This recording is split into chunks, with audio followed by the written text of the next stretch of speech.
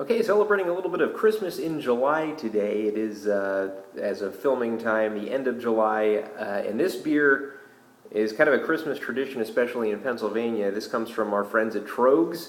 This is the Mad Elf Ale, and this is brewed once a year, as you would probably imagine a Christmas beer being. Usually around Thanksgiving time, usually maybe a week or two before, actually, is when it first gets released.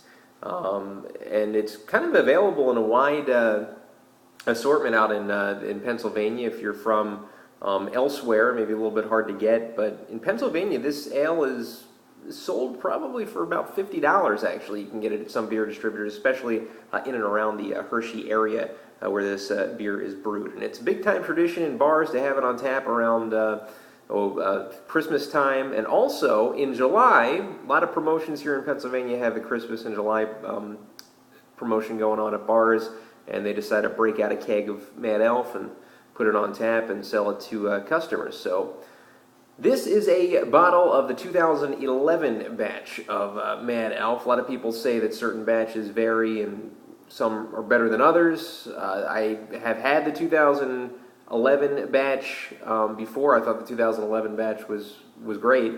Never really hung on to a bottle for a long period of time. Usually by the end of the holidays, I don't really feel like storing Mad Elf. However, you can store, of course, Mad Elf for a while. This is, I guess, the best category is a Belgian strong dark ale. However, this is a red beer. Instead of using the chocolate malts and the roasted stuff, it uses cherries and honey, actually, Pennsylvania cherries and honey. So this gives it kind of a different kind of taste, which some people love, some people don't love. And we have our own Mad Elf tulip glass that we're going to pour it in. So this beer, 11% alcohol by volume. This is a pretty hefty one in the Belgian Strong Dark Ale range. Of course, as we stated before, they range from anywhere between 7.5% all the way up to about 15%, and probably could even go beyond that if it wanted to, and I'm sure there are some styles that do. We pour it in, and we see a very, very orangey color that kind of changes to a reddish color, as a matter of fact, which is pretty amazing. This has the red connotation maybe of a Scottish ale. It's kind of orangey as well. It's kind of, the camera's picking up the orangey, I can see, compared to what I'm seeing with my eyes. So very, very light head, and actually as soon as I poured it, the head is just dissolving and just dissipating, and now it's just on the outer reaches of the glass. Tilt the glass a little bit, getting a little bit of alcohol there, getting some bubbles as well, bubbling up in the bottom there. So a bit carbonated as well, and actually there's a dissertation on the bottle saying, a cheerful creation to warm your heart and enlighten your tongue. It's fermented and aged with a spicy yeast. To this ruby red beer delivers subtle cherries and enticing aromas. So a very, very Christmassy kind of beer. It's got the Christmassy color, and as I grab a sniff of it, almost getting a smell of a triple ale almost. I'm getting that spiciness, that very pungent orangey kind of spiciness. I know it's brewed with cherries, but it's probably the honey that's counteracting with the cherries that's kind of producing that triple ale kind of scent to it. Now the head, as you can see, is basically almost completely dissipated.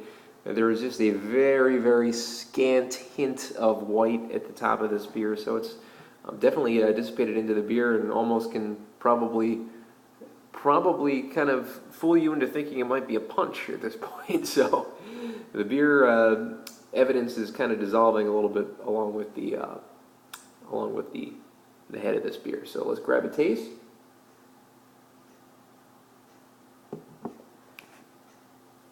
Interesting. Different tasting than how I remembered it when I had it around Christmas time last year. The hint of cherry and orange is a little more subtle, although it's still prevalent. It's a bit more subtle than it was when I had it in winter of last year, and that could just be a product of the aging. It seems very, very, I don't want to say bland.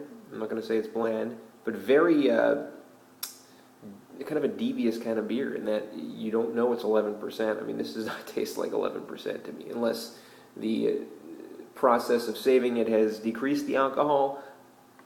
Probably not. It just masks it even more. So this is just a beer that just reminds me of the Christmas tree. You just want to sit in front of a Christmas tree and drink this.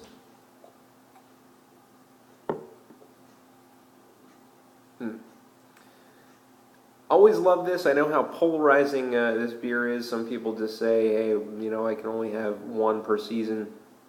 Other people are first in line to get a case, and the cases in Pennsylvania do sell out pretty quickly because they're sold here for a relatively low amount of money compared to where you can get them elsewhere, including other places in Pennsylvania that sell them for much more.